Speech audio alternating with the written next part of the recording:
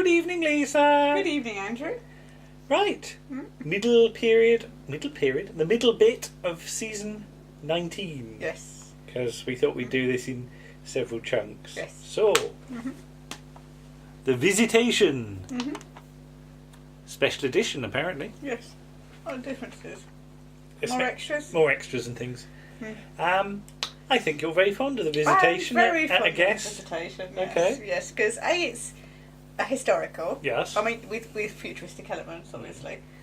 And I like the period. Yes. And when this went out, I would have been coming up for 9. Right. And we were doing the Great Fire Well, of London. you would have been 9 Would have because been this 9. was early 82. Is it? So you Right. would have I would been. have been 9. You would have been been 10 9. Then. Well, Yeah. 9 and a half. Yeah. 9 and whatever. Anyway, excuse me. So we were doing the Great Fire of London and the plague. It's called The Great Fire of London. Right. And after I saw part 4 of this, and I definitely saw part 5 of this, I know this. Yeah. Either the next day or a few days later, we were talking about the Great Fire of London at school. Right. And I really wanted, I sort of developed this knowledge that, you shouldn't show off too much anyway, because that's, for some reason that's considered to be wrong. But if you're knowledgeable, then, But, and I wanted to put my hand up and say, miss, the doctor started it. The doctor's done it. Doctor did the Great Fire of London, because he started it when he, his, the torch fell in the straw and then the pterodactyl's gun blew up. And so I do think it's unnecessary seeing the shot of the pterodactyl burning and bubbling. And sort of screeching. That's possibly a step too far. I'm amazed they got away with that. But yeah, I do like it. I like Richard Mace. He's a great character. Yes, he's very over the top. But he's an actor. But he's an actor, so that's his persona. And obviously Michael Robbins could not be playing it more different than Arthur. I mean, we've seen all of On the Buses in recent years, haven't we? We have. And it's obvious it's him, but yes, I mean, he's certainly giving an interesting character. Yes. And again, he's one of those one-off characters, like Duggan, that, potentially could have either stayed on or made a return. It would be nice to sort of catch up with him in the next season, wouldn't it? To see what's... go back, see what's happening. Yeah, and he's been made a sort of... Yeah, do another... Something important. Yeah, do another story then, because I'm sure there's other tales. Because, of course, the character's actually used in some radio plays before then. Detective, isn't he? Something like that. Yeah. I've never heard them, and I don't think there's much connection with... no. With just a name with the Visitation. Yeah. Because you start off with a load of characters. Yeah, that are only in it for the first 5 minutes. For a couple of minutes, yeah. They're purely there to get killed by the androids. And there's John Saverdon having his posset. How do you make a posset? Well, first you get a egg. Yeah. And you need a drum of milk. Yeah. And some nutmeg. All right. And you mix it all together and drinks it down while it's hot. All right. And that'll make a new man of you. New man of you, yeah. So what's that? Box of Delights. Box of Delights. That's down to James Grant and the Box of Delights. But yeah, I mean, to get John Saverdon in to just to do a few minutes. Just one scene, really. Because he's not long done Blake 7. No. Has he? So, and of course he gets a very big part in Blake 7. Yes, so, if you've never seen Blake 7 Orbit, watch it. It's amazing. For all sorts of reasons. So you think he's going to be the guest star, don't you? Yeah, he's going to be the and it sort of wrong foots you. Yeah. Because again, apart from Richard Mace and the pterodactyl, there's really everybody else is sort of bit parts, aren't they? Guest sort of stars, guest actors. Though, was it somebody said you're not going to be able to chop off anybody's head with a scythe because the point's going to hit the ground before you do it. It's not the best executing tool in the world. No. But yeah, I mean, for it's Eric Saywood making his first script, and he admits it's based on sort of his memories of Doctor Who. Yeah. Which to me it feels almost like the Time Warrior. Yeah. I think that's the nearest thing I can think to it. I mean, it's not even the sort of Hinchcliffey ones are quite like this, are they? Not Talons or even Pyramids of Mars. No, it's much more jolly in some ways. Yes, it's sort of colourful history, isn't it? It's cod history. Yeah. History. Yes, it's Robert Holmes's version of medieval England, but not sort of Stuart England, Restoration England. Because who's the king at this point? Charles II. My name is Charles II. Every time I can do that, you see. But yeah, I mean, it's a fascinating sort of period of history, isn't it? You know, there's a lot going on. There is. Yeah. There's witches and fire and plague. And, not so much witches now. That's more sort of a bit earlier, but. You get the image of death appearing in paintings and things like that, don't you? Because what was it? I think sort of Peter Davison, when he read the script, he was quite excited by some of the imagery. And to be honest, I don't think you get enough of it. There's the bit where the robot has got the death mask on and has got the scythe. Yes. And he's sort of he's with his black cloak, waving it about. Yes. And I said in the chat room comments, "You're my size now," because it looks like he's really pleased to get hold of it. Yes. But then he doesn't do anything with it. He should wander around with it with the rest of the story. And it's a beautiful costume. Yeah. It's probably deeply uncomfortable to wear. Yeah. And the pterodactyls are amazing. Yeah.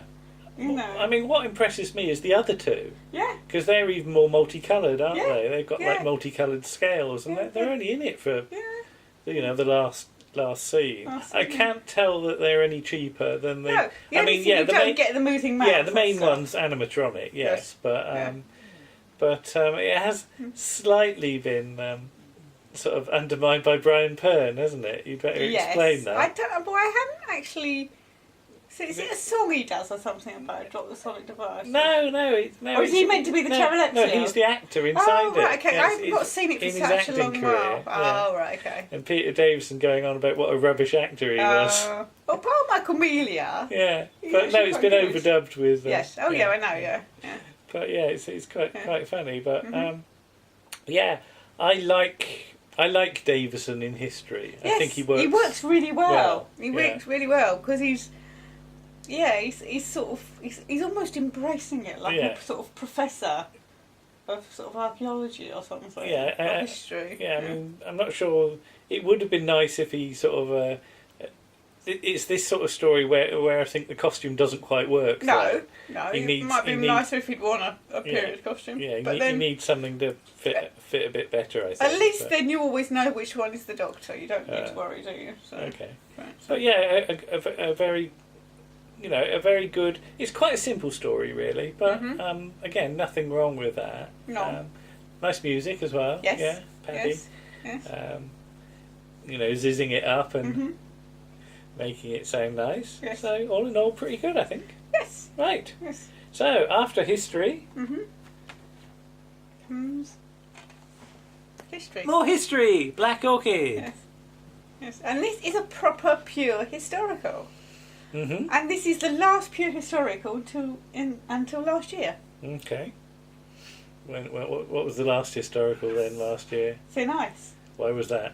Because it is never stated in the script at any point that the creature in the river is an alien. Yeah. So if the creature's if it's a natural, Earthborn creature, then it's a pure historical. Then it's nothing alien has come to affect how the story goes. Yeah. All right. Interesting. But I know on the DVD commentary, the cast aren't that keen on it, are they? No, and I can see it because we did this for Round the Archives, the 80s. Yeah. Because you reviewed special. it. I did. Yeah. I can't remember what number it is now. But if you look up, episode 17, I think. Yes, you look on our list, it'll be on the way. And I went into watching it really liking Black Orchid. Yeah. And ended up thinking. It's not as good as you remember. Not as good as I remember, no. All right. Okay. No. That's interesting. It's all a bit too quickly. I mean, the fact because it's 2 episodes, it's got to be sort of. It's a little inconsequential, isn't it? But that's the thing. You've got the problem that Jonathan Turner doesn't want to do 6-parters. No. So how do you do a quick 2-parter? But he's got the budget for 6-parters that can be done fairly easily. I mean, the filming is lovely. It's a nice location. Yes. It looks cold. Yeah. I think that might be a lot to do with the fact that That's the why cast they don't are like not it. happy with it. Because you can tell it's cold. It's wet.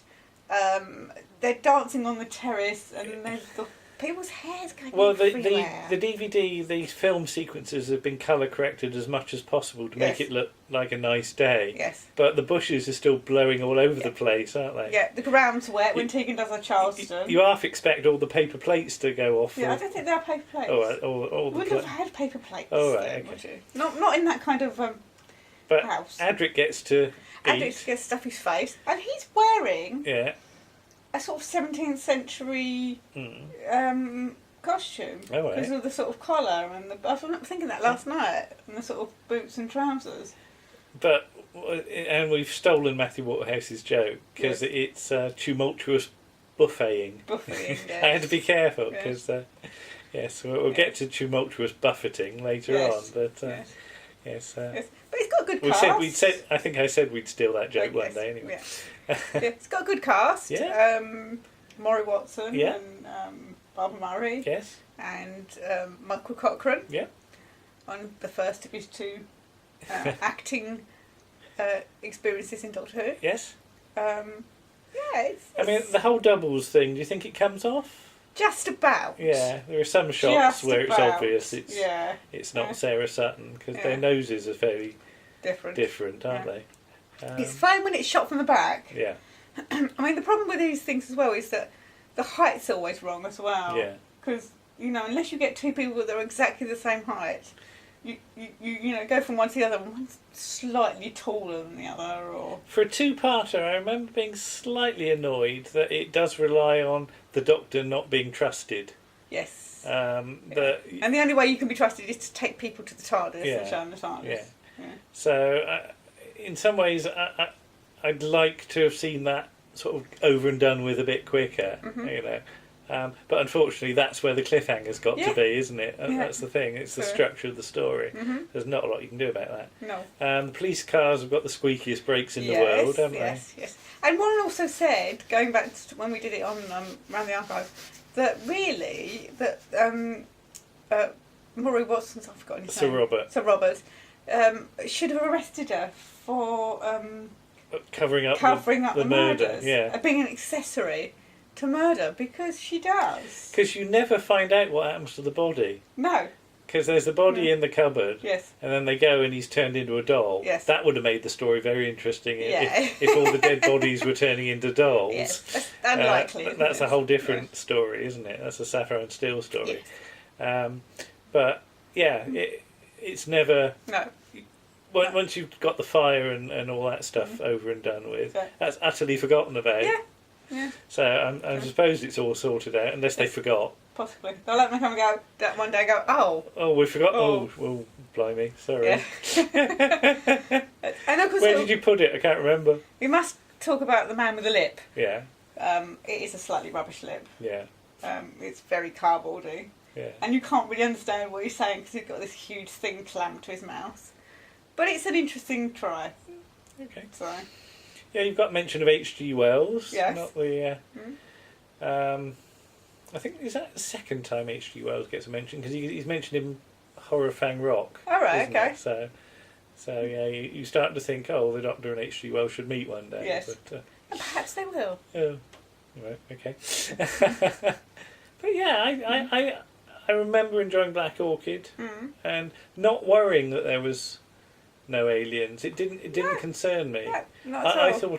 I thought it was a brave thing to do, and would like to have seen it repeated in subsequent stories.